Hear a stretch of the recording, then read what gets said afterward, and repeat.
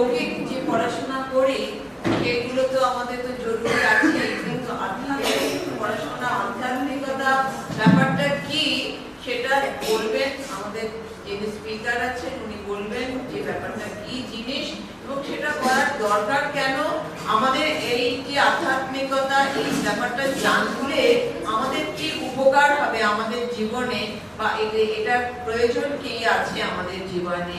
আর যিনি আমাদের বক্তা তিনি পুনা বম্বে থেকে এসেছেন, তিনি ইঞ্জিনিয়ারিং, তার নাম হচ্ছে অমল কোকনে, আমরা অমল ভাই বলে আমাদের কাছে পরিচিত। তিনি পুনা ইউনিভার্সিটি থেকে তিনি ইঞ্জিনিয়ারিং পাশ করেছেন, তারপরে তিনি অ্যাডভোকেট করেছেন সুপ্রিম কোর্ট আর দিল্লি হাইকোর্ট আর সুপ্রিম কোর্ট থেকে তিনি অ্যাডভোকেট। তিনি আজকে আমাদের বক্তা, তিনি আপনাদের কাছে বক্তব্য রাখছেন যে আধ্যাত্মিকতা কি, যেটা করার প্রয়োজন কেন আমাদের আছে। ओम शांति। ओम शांति का मीनिंग क्या है? ओम शब्द जो है वो 3 अक्षरों से बना हुआ है, आ उ म। आ मतलब ब्रह्मा, उ मतलब विष्णु और म मतलब महेश। महेश मतलब किसका नाम है? महादेव, शंकर। तो ब्रह्मा क्रिएशन, इंग्लिश समझ में आती है? ब्रह्मा क्रिएशन, क्रिएशन मतलब सृष्टि की स्थापना, और विष्णु पालना, पालन करता, सस्टेनेंस। जैसे बच्चों को जन्म देते हैं माता पिता, बाद में क्या करते हैं? उनकी पालना करते हैं, पालन पोषण। और तीसरी देवता है महेश, शंकर। कौन सी देवता है? क्या कर्तव्य है? विनाश करता, संहार करता। तो ये सृष्टि जब शुरुआत हुई तो उसकी शुरुआत की ब्रह्मा ने, उसकी पालन किया विष्णु ने। और जब सृष्टि पुरानी हो जाती है, दुनिया में दुख, अशांति, भ्रष्टाचार, व्यभिचार, अत्याचार, आतंकवाद सभी अति में बढ़ जाता है, तो सृष्टि का क्या करना है? फिर विनाश। जब कोई भी चीज की आदि होती है तो क्या होता है? अंत होता है। तो ओम शांति, ओम में ब्रह्मा भी है, विष्णु भी है और महेश भी है। इंग्लिश में क्या बोलते हैं? God. God GOD, G for generator, O for operator and D for destructor, मतलब विनाश। तो जो परमात्मा है, ईश्वर है, वो ही शांति सारे संसार में ला सकता है। मनुष्य शांति स्थापन नहीं कर सकता। तो आज हमारा जो लेक्चर है, विषय है दिव्य नेत्र खोलने का रहस्य। एक है ये स्थूल आंखें और एक है दिव्य चक्षु। ये दिव्य चक्षु कैसे खोलने, इसका आध्यात्मिक रहस्य क्या है, इसके ऊपर आज हम बात करेंगे। लेक्चर स्टार्ट करने से पहले 2 मिनट के लिए हम सभी ध्यान करेंगे।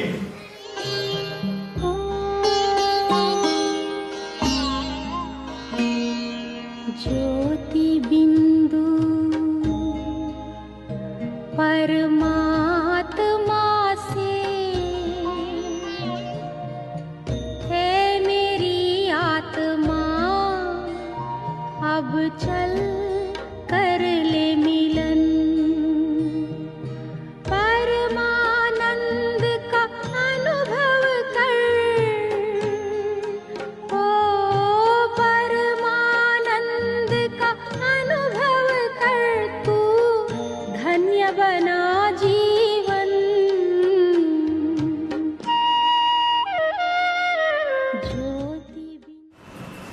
कैसे लगा आप सभी को? अच्छा लगा? तो अंतर मन में ज्योति जगा दो, मतलब ये आत्मा की ज्योति है, ज्ञान की ज्योति है, उसको कैसे जगाना है और दिव्य नेत्र कैसे खोलने हैं, आज हम इसके ऊपर बात करेंगे। भगवत गीता ये सर्वशास्त्र शिरोमणि है और भगवत गीता में भगवान ने अर्जुन को मन को कंट्रोल करने का और अपनी इंद्रियों को वश में करने का ज्ञान दिया। अर्जुन का प्रश्न था भगवत गीता में भगवान को कि मेरा मन बड़ा चंचल है, मेरा मन बड़ा हठी है, बड़ा बलवान है, ये जबरियत मेरी इंद्रियों को उत्तेजित करता है, इस चंचल मन को मैं कैसे एकाग्र करूं? यह अर्जुन का प्रश्न है। अर्जुन धनुर्धारी था, योद्धा था, उसके बावजूद अर्जुन कहता है कि मेरा मन चंचल है, भटकता है। आज छोटे बच्चे से लेकर बूढ़े तक सबका मन भटक रहा है या नहीं भटक रहा है? कभी कहां भागता है, कभी कहां भागता है। तो भगवान ने अर्जुन को राजयोग सिखाया, कर्म योग सिखाया कि मन को कैसे एकाग्र करना है, आत्मा की शक्ति कैसे बढ़ानी है। लेकिन आज भगवत गीता में जो राजयोग की शिक्षा दी है उसको आप भूल चुके हैं। आज इसका ज्ञान मनुष्य को नहीं है, इसलिए सारे मनुष्य अज्ञान अंधकार में भटक रहे हैं। भले नेत्र है फिर भी अंधकार में है, क्योंकि ज्ञान का प्रकाश नहीं है जीवन में।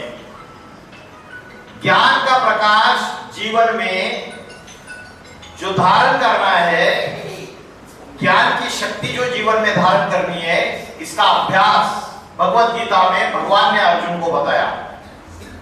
भगवत गीता में बोला मन जीते सो जगत जीत। जिसने अपने मन को जीत लिया वो जगत जीत बन गया। मन के हारे हार है, मन के जीते जीत है। जो मन से हार गया वो हार गया, है ना। अगर आपकी एग्जाम है और आप बीमार पड़ गए, समझो, तो मन से अगर हार गए, शरीर तो बीमार पड़ गया, लेकिन मन अगर आपका कमजोर हो गया तो आप तो एग्जाम दोगे नहीं। लेकिन मन अगर शक्तिशाली है और शरीर भले बीमार है, शरीर भले कमजोर है, तो शक्तिशाली मन से जो विल पावर है, कॉन्फिडेंस की पावर है, उससे आप बड़े से बड़ा संकट, विघ्न, बड़े से बड़ा एग्जाम देके अच्छे मार्क्स ला सकते हैं या नहीं ला सकते? ला सकते। तो मन की शक्ति जो है वो आज मनुष्य भूलता चला जा रहा है। भगवान ने भगवत गीता में अर्जुन को जब अपने विराट रूप का दर्शन दिया तो अर्जुन उसको देख नहीं पा रहा था। अर्जुन बोलता है मैं इन स्थूल नेत्रों से, इन आंखों से आपके विराट रूप को नहीं देख पा रहा हूं। तो भगवान उसको कहते हैं कि मैं तुझे ज्ञान का दिव्य नेत्र देता हूं। ये ज्ञान का तीसरा नेत्र देने से तेरी आंखें खुल जाएगी। ये आत्मा का नेत्र है जिससे तू मुझे देख सकेगा। तो एक है शरीर की आंखें और दूसरी है आत्मा की आंखें, आत्मा का नेत्र। तो शरीर क्या है और आत्मा क्या है? आत्मा शरीर को कंट्रोल करने वाली शक्ति है। शरीर 5 तत्वों का बना हुआ है। कौन से 5 तत्व है, किसी को पता है? हाँ बोलो बोलो।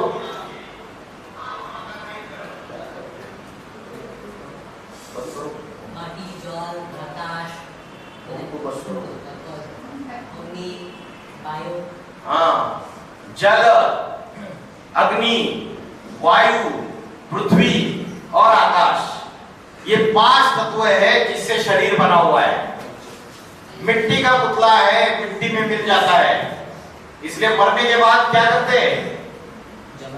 जला देते हैं या जमीन में गाड़ देते हैं। लेकिन आत्मा मरती है क्या? आत्मा कभी मरती नहीं है। आत्मा कहो, रूह कहो, सोल कहो, मरता क्या है? मरता है शरीर। हाँ, बॉडी मरती है, सोल कभी मरती नहीं है। भगवत गीता में बोला है आत्मा अजर अमर अविनाशी है और शरीर विनाशी है। जैसे हम कपड़े बदलते हैं रोज, वैसे आत्मा शरीर रूपी वस्त्र बदलता है। जब शरीर पुराना हो जाता है, तब बीमार हो जाता है, तो पुराना शरीर त्याग के आत्मा नया शरीर रूपी वस्त्र लेती है। भगवत गीता में बोला है आत्मा को शस्त्र काट नहीं सकते, आत्मा को अग्नि जला नहीं सकता, आत्मा को पानी भिगो नहीं सकता और आत्मा को वायु सुखा नहीं सकता। तो आत्मा जो है, इसका ज्ञान आज सारे मनुष्य भारतवासी भी भूल चुके हैं पूरी तरीके से। तो भले स्थूल नेत्र है, लेकिन अज्ञान अंधकार में भटक रहे हैं। तो आत्मा का ध्यान कैसे करें और आत्मा की शक्ति जागरूक कैसे करें, ये दिव्य नेत्र कैसे खोले, इसका रहस्य भगवान ने अर्जुन को बताया भगवत गीता में। तो आत्मा जो है इस शरीर में कहां रहती है, किसी को पता है? नाक पे रहती है, कान में रहती है, इधर हृदय में रहती है। कहां पे रहती है आत्मा? आत्मा का घर कौन सा है शरीर में? किसी को पता है कहां रहती है? मैंने आपको ध्यान कहां करने के लिए बोला था? हाँ, फोरहेड के सेंटर पॉइंट में, भ्रुकुटी के मध्य में, वहां पे ध्यान करने के लिए बोला। तो आत्मा भ्रुकुटी के मध्य में, सेंटर पॉइंट में रहती है। इसका क्या प्रूफ है कि आत्मा यहां रहती है? भगवत गीता में बोला है भ्रूर मध्य प्राणम आवेश सम्यका, भ्रुकुटी के मध्य में प्राण शक्ति स्थित है। तो ये उत्तमांग है। मनुष्य के शरीर में कितनी इंद्रिय है? 5 ज्ञानेंद्रिय है और 5 कर्मेंद्रिय है। ज्ञानेंद्रिय कौन सी है? आंख, नाक, कान, जिह्वा, त्वचा। और कर्मेंद्रिय हाथ, पैर, मूत्रद्वार, मलद्वार, ये सारी कर्मेंद्रिय है। तो जो ज्ञानेंद्रिय है आंख, उससे ऊपर का यहां पे आत्मा रहती है। आत्मा राजा है और जो शरीर की बाकी की इंद्रिय है वो प्रजा है उसकी, उसके मंत्री है, नौकर चाकर है। और राजा कहां बैठता है? राजा सिंहासन के ऊपर टॉप में बैठता है या नीचे बैठता है? टॉप में बैठता है। तो आत्मा भी ऊपर यहां रहती है, भ्रुकुटी के बीच में, उत्तमांग, वहां आत्मा स्थित है। तो आत्मा का ध्यान भ्रुकुटी के बीच में करना है। और आत्मा कैसी दिखती है? आत्मा आंखों से दिखती नहीं है। आत्मा अति सूक्ष्म है। जैसे अणु होता है, पदार्थ में क्या होता है? अणु, एटम होता है ना, सुना है ना? जैसे एटम आंखों से दिखता नहीं है किसी को भी, अणु सूक्ष्म होता है, वैसे आत्मा भी सूक्ष्म होती है, इन आंखों से दिखती नहीं है। लेकिन जो चीज आंखों से दिखती नहीं है उसको महसूस कर सकते हैं या नहीं कर सकते? महसूस कर सकते, अनुभव कर सकते। तो आत्मा का अनुभव करने का तरीका क्या है? आत्मा का अनुभव का तरीका है, आत्मा को अनुभव करने का भ्रुकुटी के बीच में ध्यान करो, भ्रुकुटी के बीच में ध्यान लगाओ। और ध्यान करने का सबसे अच्छा समय कौन सा है? किसी को पता है कौन सा समय सबसे अच्छा है? जिसमें सवेरे कितने बजे का? ब्रह्म मुहूर्त का समय, सूरज उगने से पहले सवेरे 4 बजे का जो समय है वो आत्मा का ध्यान करने का समय है, ब्रह्म मुहूर्त का। वैसे तो 2 बजे से लेकर 4:45 बजे तक का समय है। बजे उठ जाओ। आप लोग कितने बजे उठते हैं? कितने बजे उठते हो? बोलो बोलो। 7 o'clock, 6 बजे उठते। तो ब्रह्म मुहूर्त तो 2 बजे से चालू होता है, 4 बजे भी उठ जाते हैं। और साइंस भी इस बात को मानता है कि ब्रह्म मुहूर्त के समय कॉस्मिक एनर्जी सबसे ज्यादा होती है यूनिवर्स में, इस सृष्टि में। पवित्र वायुमंडल होता है, शुद्ध वायुमंडल होता है।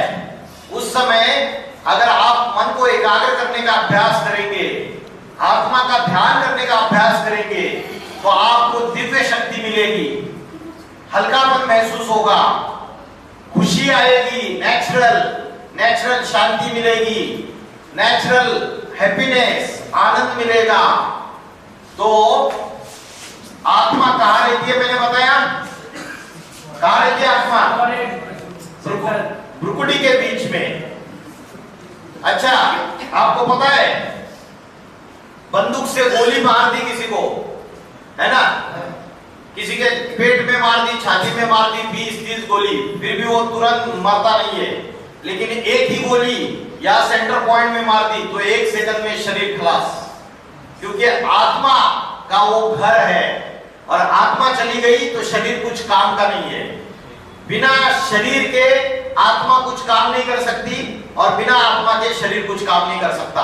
आत्मा एनर्जी है, ऊर्जा है, और शरीर मैटर है, पदार्थ है, जड़। तो आत्मा का ध्यान कैसे करना है बताया। आत्मा की 3 शक्तियां हैं, मन, बुद्धि और संस्कार। आत्मा एक शरीर छोड़ के दूसरा शरीर धारण करती है, तो आत्मा के साथ साथ क्या जाता है, क्या ट्रैवल करता है आत्मा के साथ साथ? पता है आपको? एक बॉडी छोड़ दिया और जब दूसरा बॉडी धारण किया तो आत्मा के साथ साथ क्या ट्रैवल करता है? हाँ, संस्कार भी ट्रैवल करते हैं, मन भी ट्रैवल करता है और बुद्धि भी ट्रैवल करती है। मन, बुद्धि और संस्कार, ये तीनों चीजें ट्रैवल करती है। और मन, बुद्धि और संस्कार ये क्या है? आपके स्टोरेज स्पेस है। यहाँ आपके अच्छे बुरे कर्म स्टोर किए जाते हैं। अच्छे कर्म करेंगे तो अच्छे संस्कार बनेंगे, बुरे कर्म करेंगे तो बुरे संस्कार बनेंगे। तो आत्मा पिछले जन्म में जो भी हमने बुरे कर्म किए, पाप कर्म किए, वो सारे के सारे जब नया शरीर लेंगे तो उसमें फिर से वो ट्रांसफर हो जाएंगे। तो ये साइकिल, ये चक्र चलता रहेगा। कब तक चलेगा? जब तक हम आत्मा का ध्यान करके अपने जो पुराने संस्कार है, अपने जो पाप कर्म के संस्कार है, उसको खत्म ना करें। तो उसको खत्म करने का तरीका है आत्मा का ध्यान। जैसे गाड़ी होती है, गाड़ी 4 व्हीलर, कार का भोजन और ड्राइवर का भोजन एक जैसा है या अलग अलग है? अलग अलग है। कार को पेट्रोल डीजल चाहिए और ड्राइवर को रोटी सब्जी दाल चावल चाहिए। वैसे शरीर ये गाड़ी है और आत्मा ये ड्राइवर है उसका। तो शरीर का भोजन तो आप लेते हैं 3 बार दिन में, आत्मा का भोजन लेते हैं क्या? आत्मा का भोजन क्या है? आत्मा का भोजन है ज्ञान, और दूसरा आत्मा का भोजन है ज्ञान और दूसरा है ध्यान। ध्यान और ज्ञान, और ध्यान मतलब योग। तो योग और ज्ञान, कौन सा ज्ञान? फिजिक्स का, भौतिक शास्त्र, रसायन शास्त्र, इतिहास, हिस्ट्री, ज्योग्राफी, कौन सा ज्ञान? मैथमेटिक्स का ज्ञान। हाँ बोलो बोलो। अध्यात्म ज्ञान, सही जवाब। अध्यात्म का अर्थ है आत्मा के अंदर का ज्ञान। तो भगवत गीता में बोला है अध्यात्म विद्या विद्या नाम। यह अध्यात्म विद्या सर्वश्रेष्ठ विद्या है सभी विद्याओं में। तो आत्मा के 2 भोजन है। क्या क्या भोजन बताया आत्मा का? हाँ, परफेक्ट, ज्ञान और ध्यान। तो ध्यान करने का मैंने तरीका बता दिया आपको। ब्रह्म मुहूर्त के समय उठकर भ्रुकुटी के मध्य में आकाश में जैसे स्टार होता है, छोटा पॉइंट ऑफ लाइट, उसको ध्यान लगाना है यहाँ पे। और कितनी देर? 20 मिनट, 25 मिनट, सवेरे 4 बजे से लेकर 4:30 बजे तक। आज सबके अंदर टेंशन, डिप्रेशन, स्ट्रेस, चिंता सब बढ़ती चली जा रही है। मन में ऐसे ऐसे विचार आते हैं, ओवर थिंकिंग होती है, मल्टीपल थॉट्स, कई सारे विचार चलते रहते हैं, उससे मन दुखी हो जाता है, परेशानियां बढ़ती चली जाती है। तो उसके लिए सबसे अच्छा अभ्यास है आत्मा का ध्यान करना। रात को सोते समय भी 15 मिनट और सवेरे उठते तब 20-25 मिनट, ऐसे लगातार 6 महीने आप अभ्यास करोगे तो आपके दिव्य नेत्र खुल जाएंगे। जो महादेव है, महादेव को तीसरा नेत्र दिखाते हैं, सुना है आपने? महादेव को तीसरा नेत्र दिखाते, महादेव को बोलते त्रिनेत्री, थर्ड आई। वो जो third I wisdom, third I of wisdom. Wisdom मतलब विवेक, मतलब बुद्धि का नेत्र है वो, मतलब स्थूल नेत्र जो काम नहीं कर सकते उससे भी पावरफुल तीसरा नेत्र है। और वो तीसरा नेत्र अगर किसी का खुल गया तो वो परमात्मा भगवान को प्राप्ति होगी डायरेक्टली। तो तीसरा नेत्र खुलने का तरीका है, एक तो आध्यात्मिक ज्ञान को रोज सुनना और दूसरा है ध्यान करना, योग। ये दो तरीकों से परमात्मा की प्राप्ति हो सकती है। अभी मुझे बताइए योग इस शब्द का अर्थ क्या है? इसको पता है योग मतलब क्या? युक्त। आगे क्या बोला? To be added with. Perfect. कौन बताएगा स्टूडेंट्स में योग इस शब्द का अर्थ? योग का अर्थ है जोड़ना, एडिशन, जोड़ना। किसको किससे जोड़ना? हाँ बोलो बोलो। हाँ, आत्मा को परमात्मा से जोड़ना, इसको कहते हैं yoga. Union of soul with supreme soul. आत्मा और परमात्मा का जो कनेक्शन है उसे कहते हैं योग। आज हम क्या समझते हैं? योगासन और प्राणायाम को योग समझते हैं। एक है हठ योग और एक है राजयोग।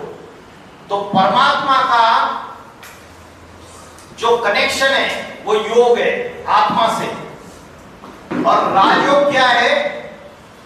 राजयोग है आत्मा का ध्यान करते हुए भ्रुकुटी के बीच में आत्मा को ध्यान करते हुए परमात्मा से कनेक्शन जोड़ना, ये राजयोग है। ठीक है। और भगवत गीता में भगवान ने अर्जुन को कर्मयोग सिखाया। कर्मयोग का अर्थ है कर्म करते हुए ध्यान में रहना, इसको बोलते हैं कर्मयोग। हम क्या करते हैं? थोड़े समय के लिए 10 मिनट बैठ जाते हैं ध्यान में, 5 मिनट के लिए बैठ जाते हैं, इसको कर्मयोग नहीं कहेंगे। जब हम कोई भी काम करते हैं, खाना खा रहे तब भी आप भ्रुकुटी के बीच में ध्यान लगा सकते हो, खाते खाते बुद्धि को यहां लेके जाओ। आप कोई भी कर्म करते हुए भ्रुकुटी के बीच में फोरहेड के सेंटर पॉइंट में ध्यान लगाओ, आपकी मन की शक्ति बढ़ जाएगी, आत्मा की शक्ति बढ़ जाएगी, आपकी विल पावर, कॉन्फिडेंस की लेवल बढ़ जाएगी। फिर दुनिया में कितनी भी बड़ी प्रॉब्लम आ जाए आपके जीवन में, कितनी भी कठिन समस्या आ जाए, आप उसको पार कर सकते हैं। भगवत गीता में बोला है स्वल्पम अभ्यस्य धर्मस्य त्रायते महतो भयात्। जो आत्मशक्ति है उसका थोड़े समय के लिए भी ध्यान किया तो महान भय से, महान संकट से भी रक्षा हो सकती है। तो आत्मा का भोजन लेने से आत्मा की बैटरी चार्जिंग होती है। जैसे फोन की बैटरी चार्जिंग करते हैं वैसे आत्मा की भी बैटरी चार्जिंग करते हैं। अभी मुझे बताइए आत्मा की बैटरी डिस्चार्ज कैसे होती है? आत्मा कमजोर कैसे होती है? किसी को पता है क्या कारण है आत्मा की बैटरी डिस्चार्ज होने का? 5 विकार है या आत्मा के 5 शत्रु है जो आत्मा की बैटरी को डिस्चार्ज करते हैं। वो 5 विकार कौन से किसी को पता है? हाँ बोलो बोलो बोलो। आत्मा के 5 शत्रु या 5 भूत या 5 राक्षस जो आत्मा में प्रवेश कर चुके। काम, क्रोध, लोभ, मोह, अहंकार। काम मतलब, काम का अर्थ क्या है? काम का अर्थ है कामना। कामना माना इच्छा, विषय वासना, इच्छा, अनेक अनेक इच्छाएं होती है ना मन में। हाँ, ये काम है। काम ये पांचों विकारों का मुखिया है। दूसरा है क्रोध, गुस्सा आता है ना, सबको गुस्सा आता है या कोई है जिसको गुस्सा नहीं आता है? तीसरा है लालच, लोभ। लोभ क्या है? लोभ का अर्थ क्या है? मेरी थाली में जो परोसा हुआ है वो तो खाऊंगा, लेकिन सामने वाले की थाली में परोसा हुआ छीन के खाऊंगा। ये लोभ की वृत्ति है, लालची वृत्ति। और चौथा है मोह। मोह मतलब किसी के प्रति लगाव लगना, अटैचमेंट, वो मोह है। और पांचवा है अहंकार। काम, क्रोध, लोभ, मोह, अहंकार, ये पांच आत्मा के शत्रु है। इससे आत्मा की बैटरी डिस्चार्ज होती है। और भगवत गीता में बोला है काम, क्रोध और लोभ ये तीनों नरक के द्वार खोलने वाले हैं। नरक में, जहन्नुम में लेके जाने वाले। एक है स्वर्ग और एक है नरक। स्वर्ग में देवता रहते और नरक में राक्षस रहते। अभी दुनिया में नरक है या स्वर्ग है? नरक है। अभी कौन सा युग चल रहा है? अरे कलयुग नहीं चल रहा है, अभी घोर पापी कलयुग चल रहा है। हाँ? चार युग कौन से? हाँ, सतयुग, त्रेता युग। सतयुग मतलब गोल्डन एज, सोने का युग। त्रेता युग मतलब सिल्वर एज। द्वापर युग मतलब कॉपर एज। और कलयुग मतलब आयरन एज, लोहे का युग। द्वापर है तांबे का युग। और लोहा काला काला होता है, लोहे के ऊपर जंग भी चढ़ती है। पांच विकारों की जंग, काम, क्रोध, लोभ, मोह, अहंकार।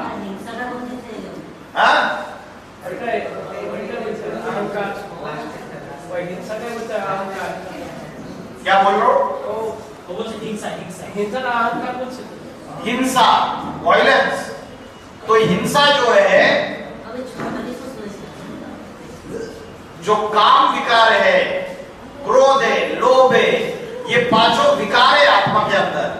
और जब मनुष्य इन पांचों विकारों से प्रभावित होता है तो वो हिंसा करता है ना। हिंसा ये कर्म है। कर्म, गलत कर्म क्यों करता है? क्योंकि पांच विकार, जैसे किसी को गुस्सा आ गया तो सामने वाले को थप्पड़ मार देता है, तो हिंसा की ना। तो विकार क्या है? हिंसा ये विकार नहीं है, क्रोध ये विकार है। काम, क्रोध, लोभ, मोह, अहंकार। हाँ जी, आप क्यों, आपको समझ में आ रहे हैं? तो आत्मा के पांच शत्रु है। और आत्मा का भोजन भी बताया। आत्मा की बैटरी चार्जिंग कैसे होती है, आत्मा की बैटरी डिस्चार्ज कैसे होती है। अगर आपने मल्टीपल थॉट्स किए तो आत्मा की बैटरी डिस्चार्ज होगी। अगर सुबह से लेकर रात्रि तक आपने पॉजिटिव विचार किया कि मेरी आत्मा पीसफुल है, शांत स्वरूप है, मेरी आत्मा आनंद स्वरूप है, हैप्पी है, और बार बार आप अगर ये विचार किया कि मैं बीमार हूं, तो बीमार ही रहोगे। और अगर आपने एग्जैक्टली उल्टा विचार किया कि मेरी आत्मा शांत है, मैं हेल्दी हूं, मैं शक्तिशाली हूं, मैं हैप्पी हूं, तो जैसा आप सोचोगे वैसे ही आप बनोगे। इसको कहते हैं लॉ ऑफ अट्रैक्शन। हाँ, जैसा आप सोचोगे वैसा ही आप बनोगे। As you think, so you become. As you imagine, so you create. जैसे आप कल्पना करते हो वैसे ही आप अपने लिए विश्व तैयार करते हो।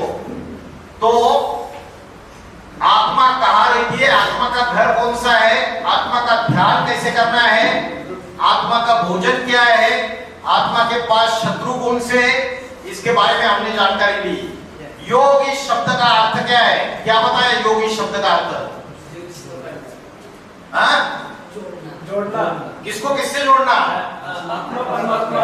आत्मा को परमात्मा से जोड़ना। अभी बताओ परमात्मा कहाँ रहता है? परमात्मा का एड्रेस पता है? एड्रेस पता है? उसका घर पता है? परमात्मा कहाँ रहता है? सब जगह पे रहता है। अच्छा, सब में भगवान है, लेकिन भगवत गीता में तो बोला कि जब जब धर्म की ग्लानि होती है, अधर्म का बोलबाला होता है, तब दुर्जनों का विनाश करने के लिए, सज्जनों की रक्षा करने के लिए मैं आता हूँ। हाँ, संभवामि युगे युगे, मैं आता हूँ। आता हूँ मतलब यहाँ पे नहीं है।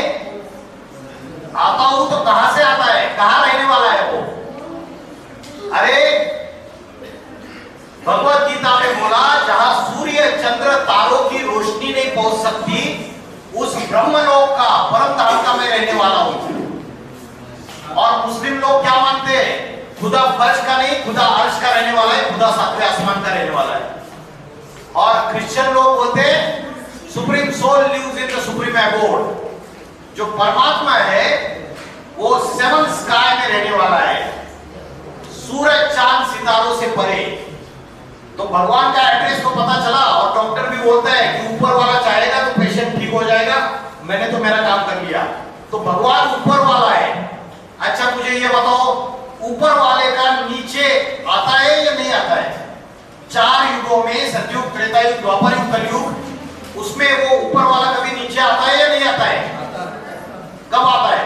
कौन से युग में आता है? और कौन सा समय है उसका आने का?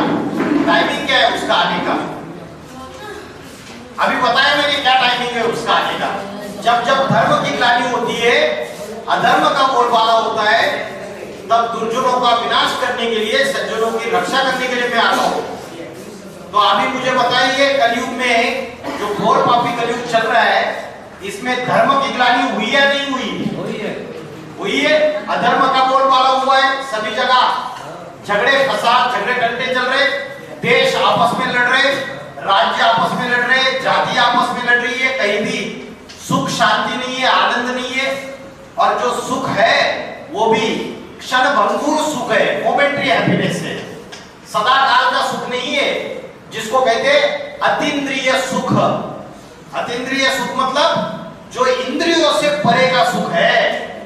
इंद्रियों से हम जो सुख भोगते हैं, कान से कोई अच्छा संगीत सुनते, म्यूजिक सुनते, नाक से हम कोई अच्छा सुगंध लेते हैं, उससे भी परे का सुख है अतीन्द्रिय सुख। और वो सुख कैसे मिलता है पता है? आत्मा का ध्यान करने से। आप आत्मा का ध्यान करोगे, 6 महीने लगातार अभ्यास करके देखिए, आप अतीन्द्रिय सुख का अनुभव करेंगे। तो परमात्मा का आने का टाइमिंग भी बताया। और अभी ये समय है जिस समय परमात्मा इस धरती पर अवतार लेते हैं। कैसे अवतार लेते? अवतार लेते तो कोई मीडियम चाहिए, उसको शरीर चाहिए नहीं, कोई व्यक्ति चाहिए। तो भगवत गीता में बोला मैं अति साधारण मनुष्य शरीर में अवतार लेता हूं, जिसको मूर्ख बुद्धि लोग पहचान नहीं पाते। मैं साधारण शरीर में आता हूं, तो भगवान को कैसे पहचानेंगे? अर्जुन ने कैसे पहचाना? भगवान को पहचानने का तरीका है, भगवान आके ऐसा ज्ञान सुनाता है और ऐसी हमारी बुद्धि खोल देता है, हमें ऐसे ज्ञान के दिव्य नेत्र देता है जिससे हमें अपने अनेक जन्मों का पता चल जाता है।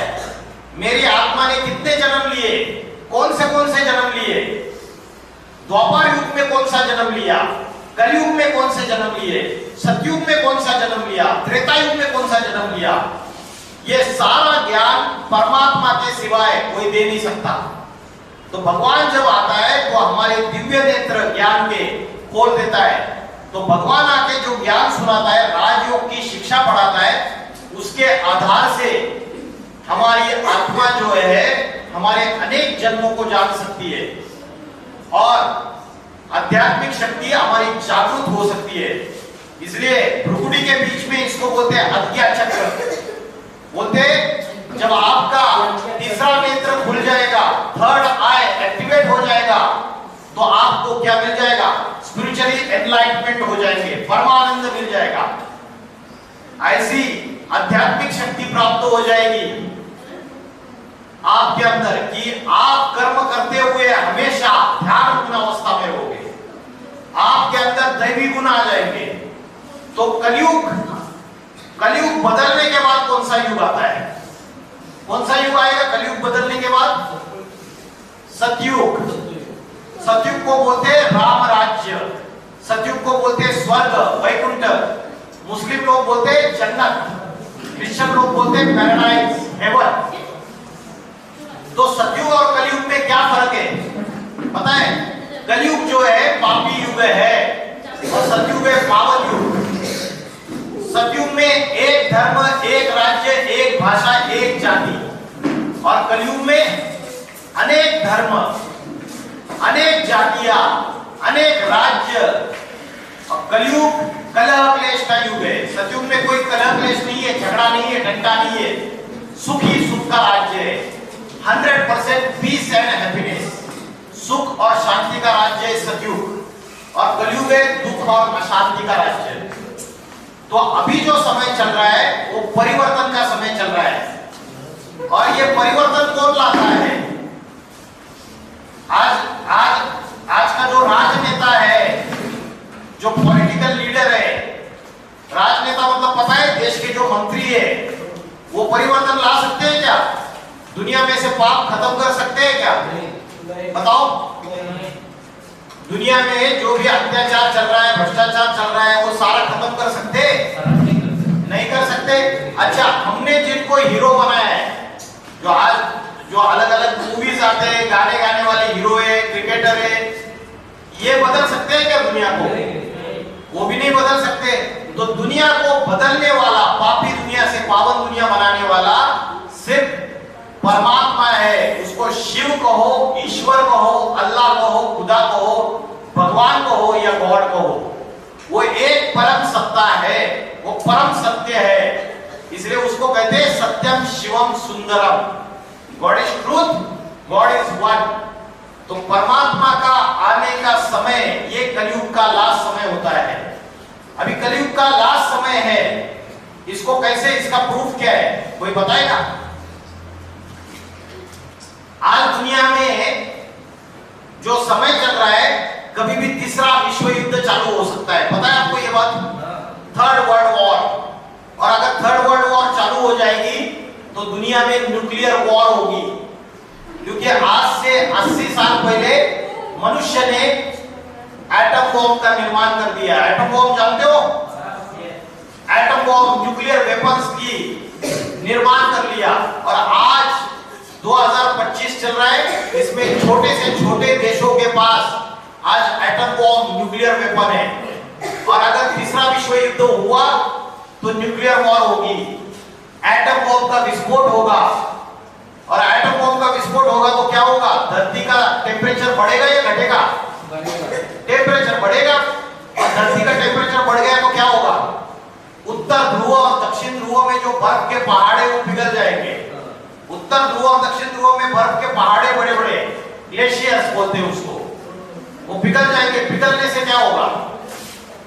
पिघलने से समुद्र का जलस्तर बढ़ जाएगा, सी लेवल। और सी लेवल बढ़ने से बड़े बड़े जो महाद्वीप है, आइलैंड्स, वो सारे समुद्र के अंदर समा जाएंगे। नासा की रिपोर्ट है कि दिल्ली नहीं, बॉम्बे, कलकत्ता, विशाखापट्टनम, कांडला, चेन्नई, ये आने वाले 6-7 सालों में सारे के सारे समुद्र के अंदर चले जाएंगे। तो एनवायरमेंटल डिग्रेडेशन हो रहा है, जलवायु परिवर्तन हो रहा है, ग्लोबल वार्मिंग हो रही है, सूरज के अल्ट्रावायलेट रेज ओजोन का लेयर डिप्लीट होने से डायरेक्टली धरती पे आ रहे हैं। हीट वेव्स हो रहे, गर्मी में इतनी गर्मी पड़ रही है अभी शहरों में, है ना? तो आने वाले जो समय है दुनिया में प्राकृतिक आपदाएं, भूकंप, ज्वालामुखी, ये चीजें बढ़ती चली जाएगी। और मनुष्य ने मॉडर्न साइंस का, विज्ञान का आधार लेके अपने विनाश के सारे साधन तैयार कर लिए। मनुष्य ने अपनी तीखी बुद्धि से, अपनी राक्षसी बुद्धि से अपने खुद के विनाश के साधन तैयार कर लिए। एटम बॉम्ब तैयार कर लिया। रिमोट कंट्रोल का एक बटन दबाने की देर है, 1 सेकंड में ये सारी दुनिया खलास हो सकती है। अमेरिका, रशिया, ये बड़े बड़े देश है, इनके पास इतने न्यूक्लियर वेपन्स है, इतने एटम बॉम्ब है। तो मनुष्य ने साइंस के साधनों से विनाश करना चालू कर दिया। और दूसरी चीज, ये मोबाइल आया, सोशल मीडिया आया, व्हाट्सएप, यूट्यूब, स्नैपचैट, इंस्टाग्राम, इससे भी लोगों की मन और बुद्धि खराब होने लगी, बुद्धि भ्रष्ट होने लगी।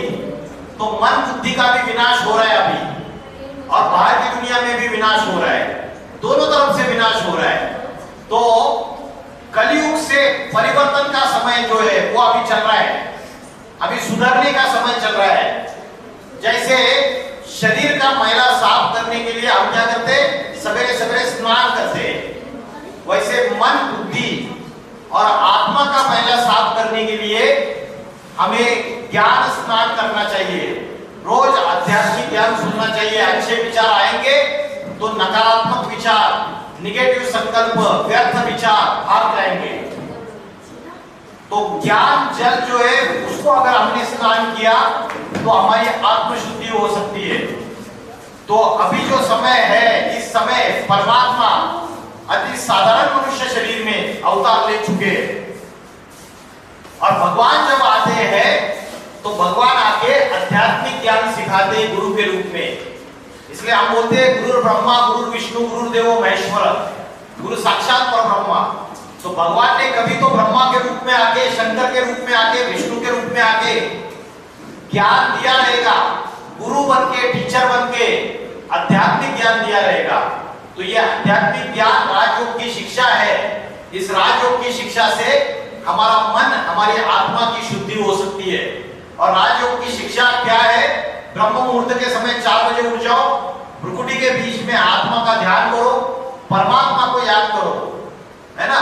और परमात्मा को याद करते हुए ब्रह्मचर्य, शुद्ध अन्न, दैवी गुण और सत्संग, स्पिरिचुअल एजुकेशन, ये 4 चीजों को अगर हम अपने जीवन में लाएंगे तो हमारी आध्यात्मिक उन्नति हो जाएगी। आध्यात्मिक उन्नति होने से हम ईश्वर के और नजदीक जाएंगे। हमारा जो कर्म है वो पाप कर्म की जगह पुण्य कर्म हो जाएंगे। जो ज्ञान है, आध्यात्मिक ज्ञान, उसमें और ध्यान की वजह से हमारे जीवन के पाप कर्म भस्म हो सकते हैं। जो भी गलतियां अपने जीवन में करते हैं, इस जन्म में भी की है और पूर्व जन्म में भी की है, वो सारों से पापों का बोझा हमारे आत्मा के ऊपर चढ़ा हुआ है। और उसकी वजह से टेंशन, डिप्रेशन, चिंताएं, स्ट्रेस, तनाव, इन चीजों से हम गुजरते हैं। कितने लोगों को रात को नींद नहीं आती है? जल्दी रात को नींद नहीं आती, किसी को प्रॉब्लम है? मेरा अच्छा, तो हम क्या करते हैं? नींद की गोली खा लेते हैं। तो नींद की गोली खाने से अच्छा है 10-15 मिनट यहाँ पे ध्यान लगाओ आप सोने से पहले, और मन को एकाग्र करो। रोज अभ्यास करेंगे 2-3 महीना, 4 महीना, आप देखेंगे बहुत सुधार आ गया। और मोबाइल को बाजू में रखना है सबसे पहली चीज। तो आध्यात्मिक शक्ति जागरूक करने के लिए ईश्वर का ज्ञान जीवन में धारण करना है, राजयोग की शिक्षा जीवन में धारण करनी है, और रेगुलर कोई आध्यात्मिक ज्ञान सुनना है। आज मैंने आपको ये बताया, अभी जो समय चल रहा है, बड़े बड़े जो भविष्यकार है उन्होंने भविष्यवाणी की है। नॉस्ट्राडेमस, किरो, कीट, एंडरसन, जूलबर्ग, भारत में गोपीनाथ शास्त्री, कल्कि पुराण, भविष्यवाणिका अच्युतानंद स्वामी की, इन्होंने भविष्यवाणियां की है कि 20वीं शताब्दी में उत्तर भारत से एक महापुरुष का अवतार होगा, और हो चुका है अभी। वो योगियों का योगी होगा, वो आत्मा और परमात्मा का ऐसा ज्ञान देगा और ऐसे रहस्य प्रकट करेगा कि बड़े बड़े जो इंटेलिजेंट लोग हैं वो भी फेल हो जाएंगे उनके सामने। वो ऐसी आध्यात्मिक क्रांति लाएगा और ऐसा आध्यात्मिक संगठन स्थापन करेगा कि दुनिया में एक जाति, एक धर्म, एक भाषा, एक राज्य स्थापन हो जाएगा। अनेक जाति, अनेक धर्म, अनेक भाषाओं का विनाश हो जाएगा। और उसका कार्य, परमात्मा का कार्य गुप्त रूप से चालू हो चुका है दुनिया में। अभी युग परिवर्तन का समय है। अभी आपको भगवान का ज्ञान के आधार से परमात्मा को पहचानना है और उससे कनेक्शन जोड़ना है। तो युग परिवर्तन का समय चल रहा है। उत्तर प्रदेश में फरुखाबाद जिले में कंपिल नाम का गांव है, वहां दीक्षित ब्राह्मण के घर में शिव का अवतरण हो चुका है, और उनके द्वारा आध्यात्मिक विश्वविद्यालय की स्थापना की गई और आध्यात्मिक विश्वविद्यालय के द्वारा ये ईश्वरीय ज्ञान सारी दुनिया में फैलाया जा रहा है, जिससे कई सारे लोग जो नशा, गलत गलत चीजें, गलत कर्मों में फंसे हुए थे, आज उनके जीवन को अच्छी राह मिल रही है, उनका जीवन सुधर रहा है, उनके आत्मा का शुद्धिकरण हो रहा है, आत्मा पवित्र बन रही है। तो जब कलयुग का विनाश हो जाएगा तो कोई बचेगा या नहीं बचेगा? बचेगा ना कोई बचेंगे, उनके द्वारा नई दुनिया सतयुग चालू हो जाएगा। और जो बचेंगे वो कौन बचेंगे? जिन्होंने अपनी आत्मा को पवित्र बनाया है। शरीर की पवित्रता की बात नहीं है, सिर्फ कोई शरीर से ब्रह्मचर्य धारण करते हैं, जैसे सन्यासी लोग होते हैं। सन्यासी लोग ब्रह्मचर्य धारण करते हैं, शरीर से पवित्र रहते हैं, लेकिन आत्मा जो है उनकी पवित्र नहीं बन पाती। तो यहाँ जो ज्ञान सिखाया जाता है वो शरीर की भी पवित्रता, आत्मा की भी पवित्रता, मन की भी पवित्रता, वाचा की भी पवित्रता। वाचा से भी हमें ऐसे बोल नहीं बोलने जिससे किसी को दुख हो जाए, कर्म ऐसे नहीं करने जिससे किसी को दुख हो जाए, और मन के संकल्प ऐसे नहीं चलाने जिससे दूसरे को दुख हो जाए। तो ईश्वर स्वयं आकर युग परिवर्तन का श्रेष्ठ कार्य करा रहा है, आध्यात्मिक ज्ञान दे रहा है, राजयोग की शिक्षा पढ़ा रहा है। ये संदेश मैं आपको देकर विराम देता हूं। ओम नमः शिवाय।